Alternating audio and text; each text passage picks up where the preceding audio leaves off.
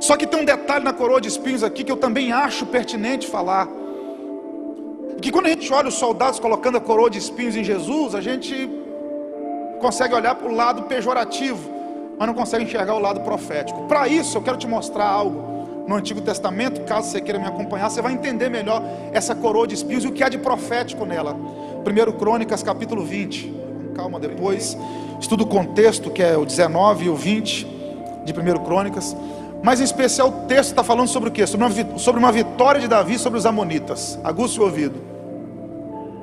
Isso é interessante. O texto fala sobre uma vitória de Davi sobre os filhos de Amon. E olha o que diz o verso 2 de 1 Crônicas 20. Marca esse texto aí se você quiser. 1 Crônicas 20, verso 2. E Davi tirou da cabeça do rei a coroa deste, e achou nela o peso de 1 talento de ouro, e havia nela pedras preciosas, e foi posta sobre a cabeça de Davi, e levou da cidade muito grande espojo. Davi vence os amonitas, e pega a coroa do rei de Amon e coloca na cabeça. Por quê? Porque as coroas eram feitas sob medidas para o rei. E o maior sinal de derrota de um rei era quando ele era descoroado, quando ele perdia sua coroa. Então Davi indo para Jerusalém com a coroa do rei de Amon na cabeça, quem olhasse dizia: Davi venceu Amon. E o que isso tem a ver com a coroa de espinhos lá de Jesus? Gênesis 3,18.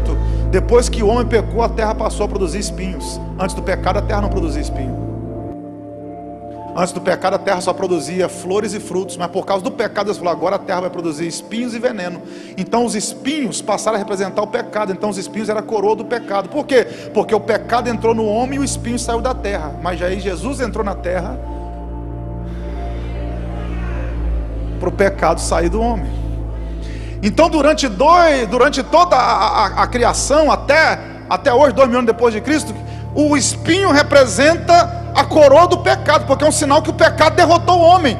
Então quando os soldados pegaram a coroa de espinhos e colocaram na cabeça de Jesus, pensaram assim: estão zombando dele. Mas no mundo espiritual tinha um recado, algo profético. Por quê? Em outras palavras, Jesus estava dizendo: até hoje ninguém venceu o pecado, mas agora apareceu um que venceu aquele que reinava, que era o pecado. Agora quem reina sou eu, agora quem reina é Cristo. Ei, a coroa de espinhos da cabeça de Jesus representa o quê?